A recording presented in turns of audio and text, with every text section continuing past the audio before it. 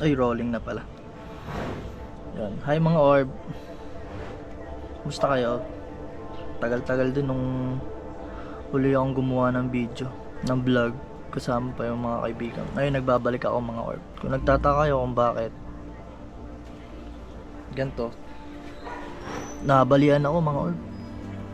Fracture sa punong braso. Ito, pakita ko yung video. Sige! Ready! Get set! Go! Okay, lakas po ito. Wala po talaga sport person na professional.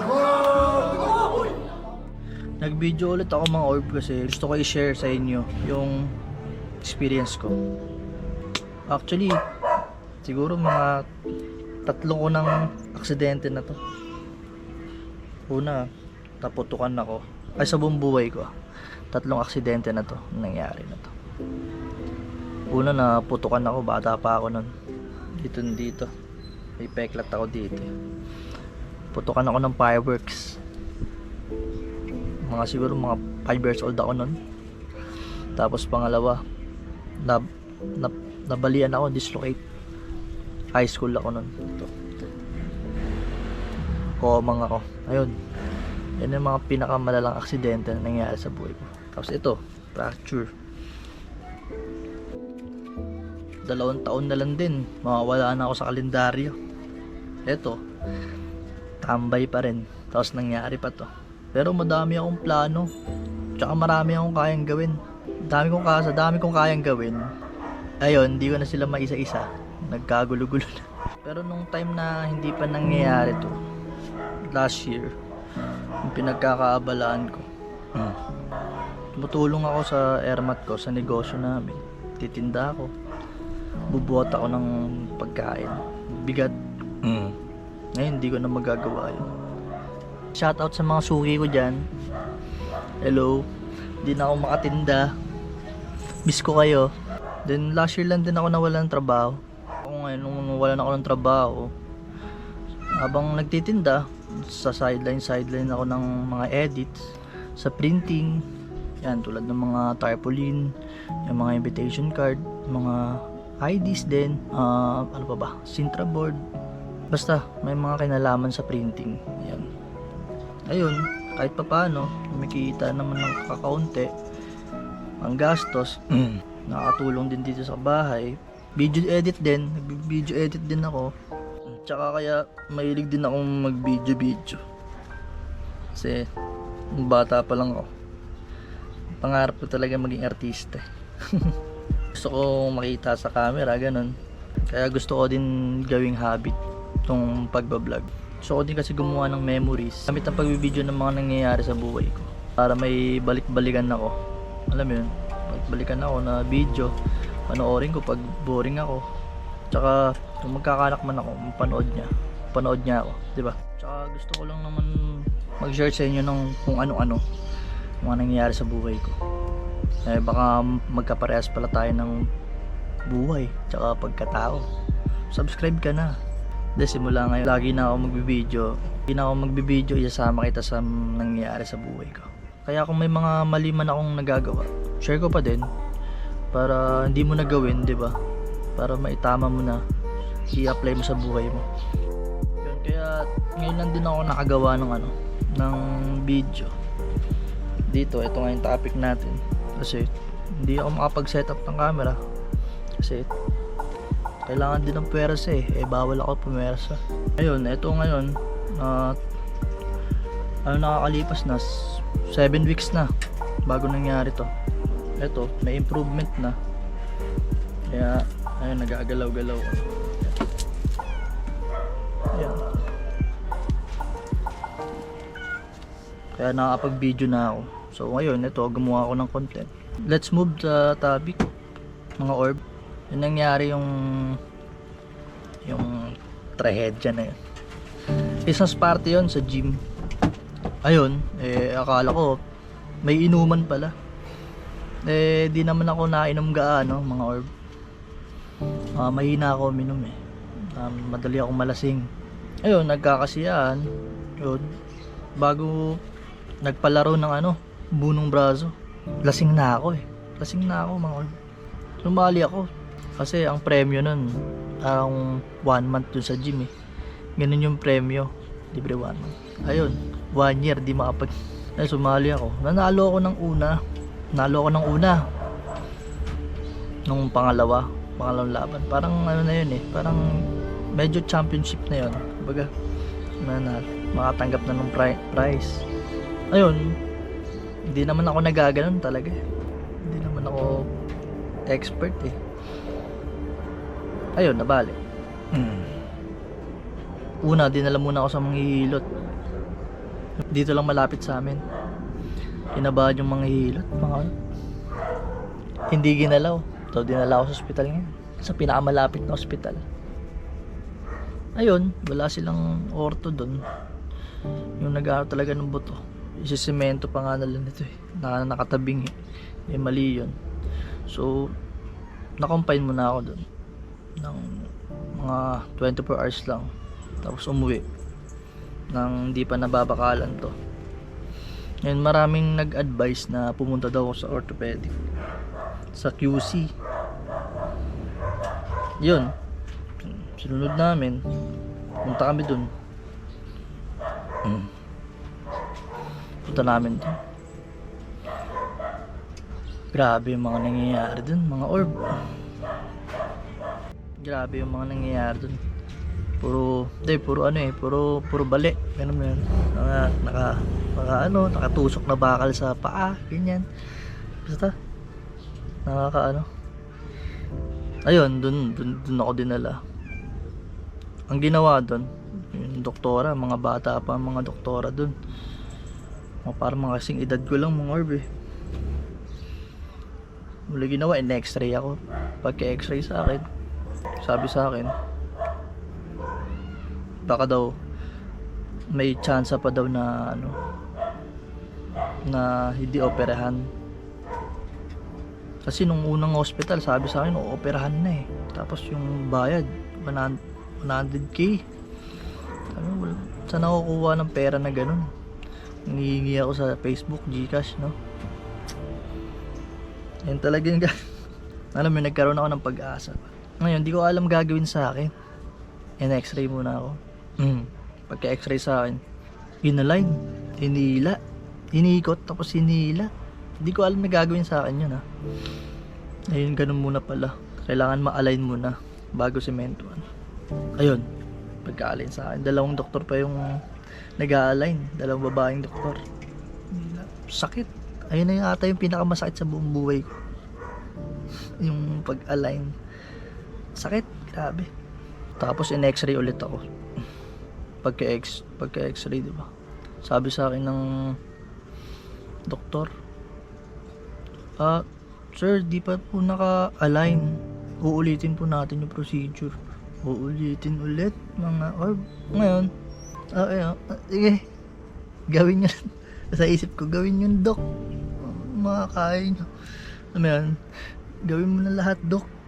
Ilahin mo na. Putulin mo na. Inila ulit. Inila, tapos na-align. Sakit, grabe. Sakit nun. Ayun, medyo lumapit na. Tapos sinemento ulit. 2 beses sinemento, 2 beses inalign. Yun, gastos kami ngayon. Yung nangyari pala, December 14 nangyari. Tapos December 17 kami pumunta sa orthopedic. Bali 2 days pa yung pagitan. Yun mga orb, yung GoPro ko namatay. Mainit kasi dito eh, sobra. Uminit siya. Ayan. Sobrang init. Kaya namatay. Ito pala yung place ko dito mga orb. Yan, nandito yung mga halaman namin. Ito, nakakulong nga yung mga pusa namin kasi walang mag-aalaga sa kanila. Pero tuwing day off naman, walang tinda. Pinapakawalan naman sila.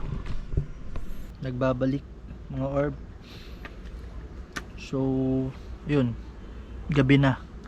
Sobrang init kasi dito mga orb, kaya uminit yung yung camera. Namamatay na lang bigla. So, ngayon gabi tayo nag-shoot. Ayun, kakauwi lang namin. Galing kaming, actually Sunday ngayon. Galing kami simbahan. Yun, tuloy na natin yung kwento ko. Simulan natin siguro yung before ako bumalik sa orthopedic ulit. Ayun nga, sabi nga ni Doc, pagkaalay ng buto ko, babalik ako ng January 2. Nung date na yon is December 17. So may 2 weeks ako bago bumalik. Ang sabi niya sa akin, pagkabalik ko, pag walang improvement daw yung buto, walang improvement yung healing ba, ayun, i-operahan daw, tsaka babakalan na. Wala naman akong ganung pera. And yung advice niya sa akin, wag daw muna ako mag-yosi. Yun, alam mo naman, change smoker ako. So ayoko na rin mag-yosi talaga. Yun, wag daw mag-yosi. And niresetahan niya ako ng ng vitamins tsaka pain reliever. Yun lang naman. So syempre nung mga unang week, nag-search agad ako kung ano yung mga bawal gawin, mga bawal kainin, tsaka pwedeng kainin para gumaling agad yung maghil agad yung buto ko. Kasi ayoko na rin operahan sobrang mahal, mga 150k yung 150k yung magagastos mo. Wala naman tayong ganung pera. So ayun, nag-focus talaga ako sa diet ko nung mga unang week na nakasemento to. Yun nga, may swelling na nangyari. Alam mo, lumolobo. Siguro mga 1 week din bago nawala yun. So yun na, nawala siya. So may sign na nga na gumagaling siya. Pero di pa rin ako nagpakumpiyansa. Nag-focus pa rin talaga ako sa diet ko. Bawal ako sa matamis, bawal ako sa maalat. Di talaga ako kumain ng matatamis at maalat. Tsaka puro gulay lang ako, gulay lang talaga yung ulam namin nung mga unang week na nakasemento to.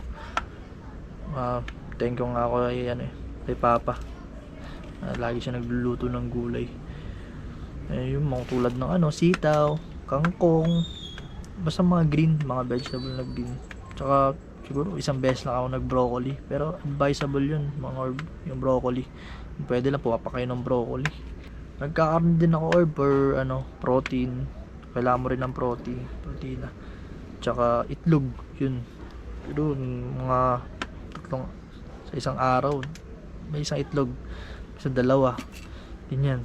Everyday din ako naggagatas syempre. Pero hindi advisable yung lumaklak ka ng gatas kasi sasakit yung tiyan mo, tsaka hindi din siya nakakatulong sa pag-heal pag sobra sa calcium. Kaya limit intake talaga ng calcium din. Tsaka need mo din ng vitamin C. Nung unang week, di ba, may tinda kami ng prutas, pumapapak talaga ako ng orange. Kaya ayun yung source ng vitamin C ko. Kasi titinda kami ng prutas nun nung bago mag New Year. Kaya yan, may orange ako napapapak. Basta mga need herb, calcium, magnesium, phosphorus, vitamin D, vitamin D3, vitamin C, yan. Yun, orange juice. Tsaka bawal ka rin may stress and bawal magpuyat. Isang beses nga na ako yung bantay doon kasi wala talagang magbabantay doon sa pwesto namin kaya ako yung nagbantay doon. Puyat ako, mga ayun, sumakit na yung yung bali ko. Sobrang sakit. Kakala ko nga na-disalign kinabahan na ako kasi makapagbalik ko sa orthopedic, di ba, operahan ako, kaya na-stress din ako. Ayun, bawal din talaga magpuyat, tsaka bawal ma-stress. Yun mga yan, pagbalik namin sa orthopedic ng January 2, Thursday, ayun, na-late kami kasi akala namin sa emergency pa kami pupunta. Yung pala sa OPD na. Yung OPD nun every Thursday lang. Nasaraduan na kami. Ayun, balik kami next week ulit, Thursday. Ang layo pa naman namin, Pasay pa kami, tapos yung orthopedic sa QC. So ayun, sayang yung biyahe, sayang yung pamasahe. Nagantay ulit kami ng 1 week. Sa pag-aantay namin ng 1 week mga herb, ayun, patuloy pa rin yung diet ko. Pero may nadagdag herb, may nabasa ako, cheese. Okay din daw. So yun, pumapak ako ng cheese araw-araw. Basta, makain ako ng cheese araw-araw. Lagay ko sa pandesal, yan. Pagbalik namin sa orthopedic ni Ermat, maaga pa lang, umalis na kami sa bahay para maaga kami sa pila. Iba na yung doktor ko, hindi na yung nag-align sa akin. Basta nag-iba yung doktor kasi nalipat ata yung doktor ko sa mga bata, ganun. Pagkasalang ko, parang bad trip yung doktor, or pagkakita nung x-ray ko, sabi niya, diba dapat mga gantong case inoopera na to, sabi niya. Or ngayon nawindang ako, sabi ko, oopera na ata ako. Ngayon tinanong niya ako, sabi niya, kamusta yung bali? Ayun yung pagkakarinig ko. Pero ang sabi niya pala, asan yung bali? So, kasi nababad trip siya, parang bad trip siya eh. Pero maganda yung Dr. Orb. Yun, yung sorry Orb, sabi ko. Kasi maganda din naman talaga yung doktor. Kaya mixed emotion ako noon, alam mo yun, yung kinakabahan ako. Alam mo yun, nalulungkot ako. Kasi sabi niya, ooperahan daw ako eh. Tapos bad trip yung doktor, alam mo yun. Ayun, sabi niya, x-ray muna ako. X-ray muna. Yun, niyaya pa ako ni mama kumain. Wala akong gana. Di ako kumain kasi naisip ko, ooperahan na ako eh. Ano, nasa isip ko kung saan ako kukuha ng perang ganun kalaki na 100,000 eh. Yun, pagka x-ray sa akin, yun, balik ulit ako kay doc. Tapos biglang uminahon si doc. Sabi niya, sige, dibi-brace muna yun. Yun nga, Orb, yung ito, naka-brace na ako. Nung mga first week na naka-brace ako, 4 weeks na. 4 weeks medyo masakit. Masakit pa. Wala pang masyadong improvement sa mobility. Yun, pero ayokong, alam mo yun, sobra na akong nai-stress sa buhay ko na lagi na lang ako nakahiga. Alam mo yun, limitado yung galaw ko. Ayoko naman ng ganun. Yun, gusto ko naman nakatulong sa pamilya ko kahit pa paano. O sabihin na natin bawal ako gumalaw, pero ayoko kasi maging pabigat. Ayan, kung ano yung mga kaya kong gawin, ginagawa ko. Ayan, nakakaya ko lang. Ayoko naman ng nakahiga lang ako tapos kakain. Gusto ko na nga magtrabaho eh. Mga 4th week na. 4th week na ba? Yun, magpa 5 weeks na. 5 weeks na. Yun, nakakapag-edit na ako. Nakakapag-computer ako. Yun, nakakatanggap ako ng kuryente. Kahit pa paano, di ba? Kahit ganito kalagayan ko, kumikita pa rin ako. At kung gumagaling na medyo to, tsaka nakakagalaw na ako ng bahagya na di sumasakit to. Yan yung mga kaya kong gawin, ginagawa ko. Ayokong, para lang din ma-exercise ako. Kasi tsaka wala din kasing katulong ng magulang ko. Pag may tinda sila, di ba? Walang maglilinis. May mga kapatid ako, may pasok din sila. Mga kaya ko lang gawin ng isang kamay. Diba? Kasi as long as hindi talaga ginagalaw to, kasi yun talaga yung dapat hindi na-stress yung para mabilis yung pag-heal niya. Ayun, so ang balik ko neto na ngayon bali is 7 weeks na ngayon. 7 weeks na ngayon. Ayun, nagagalaw ko na yan.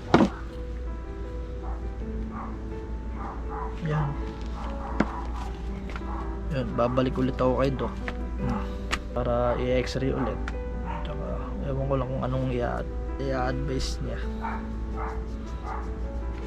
May therapy pa ata itong mangyayari sa akin. Basta update ko kayo or sa update na ito ng bali na to. Baka may mga ano dyan, may katulad ng case ko, di ba? Makatulong sa inyo itong video na to. And ma-apply nyo rin para hindi rin kayo, alam mo yun, sa alignment pa lang mag-heal. Natutunan ko sa nangyari sa akin, sa nangyari na to. Huwag ka magdidesisyon pag lasing ka. Joke lang. Joke lang. Huwag ka magbubunong braso pag hindi ka eksperto. Ayun. Kasi parang delikado talaga eh. Kasi hindi naman ako eksperto eh. Tsaka maraming cases na ganito. Yung mga kasabay ako sa orthopedic, dalawa yung kasabay ko sa orthopedic, ganito yung case eh. Yung naka MGS pa, ganito din yung case. Yung talagang ano siya, pero sports siya eh. Feeling ko kaya nangyari sa akin to kasi naging sobra din ako sa sarili ko nung mga nakaraan eh. Alam mo yun, hindi ko na nakokontrol talaga lahat ng bagay. Yung galit ko, tsaka parang taliwas na sa plano ko yung mga ginagawa ko sa buhay. Alam mo yun, parang nadidistract ako. Pero kahit ganun, think positive pa rin, looking at the bright side sa nangyari. Hindi na ako nag-yossi. Time na di pa nangyayari, gusto ko na talaga tumigil mag-yossi. Talagang gusto ko na, pero di ko matigilan. Alam mo yun, nag-post pa ako Facebook, paano po tumigil mag-yossi. Change more talaga ako. Kaya ngayon, dahil nangyari to, hindi na ako nag-crave sa yossi. Siguro mga 4 weeks din bago mawala yung cravings ko, na naginip pa ako, nag-yossi ako. Alam mo yun, parang nag-withdrawal ako. Pero ngayon, hindi ko na hinaharap yung yossi.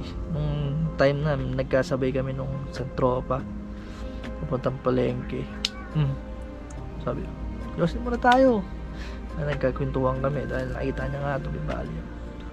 Sabi ko, no man, I am a changed man. Thankful pa din ako kasi yun, sa nangyari na to, may na-unlock na bagay, may na-unlock na habit, na good habit sa akin.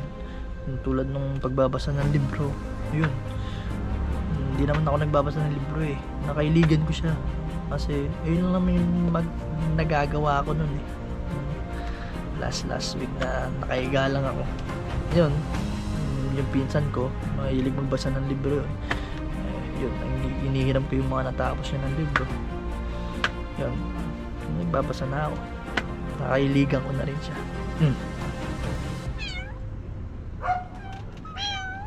Nada. Yun nga mga orb. So hanggang dito na lang, papasalamat na ako. Yun, unang-una sa lahat, syempre gusto ko magpasalamat sa Panginoon dahil kahit ganito yung pagsubok na binigay niya, hindi niya pa rin hinayaan na hindi ko kayanin yun. God is good pa rin. I'm still alive, diba? And especially sa family ko,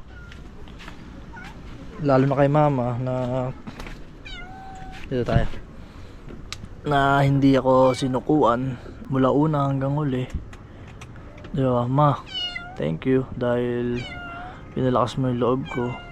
Na down na ako. I love you ma, babawi ako sa'yo. And kay papa, tsaka sa mga kapatid ko, sa mga pinsan ko din, and sa mga kaibigan ko, SH Pam, and sa mga ibang tropa na kinamusta ako, kinamusta yung kalagayan ko, pinag-pray nila yung paggaling ko. Thank you sa inyo. And sa doktor na nag-align ng fracture ko, si Doktora Maria Nicole Nora, thank you Doc, dahil sa'yo, hindi dahil sa'yo, babakalan na ako, diba? Hindi lang na-align. Salamat Doc sa pag-align. Hanggang dito na lang muna, or basta i-update ko kayo next month sa fracture ko. And habang may buhay, or may pag-asa, diba? Napapansin nyo, yung hairline ko, orb, panot na ako. Kaya nakasombrero ko palagi. Hindi ko na. Uy, wala na tayong magagawa doon. Ang magagawa lang natin magpakalbo. Basta kwento ko din sa inyo Orb kung bakit naging panot ako. Diba? So hanggang dito na muna, nakatakas na yung pusa ko. Paalam.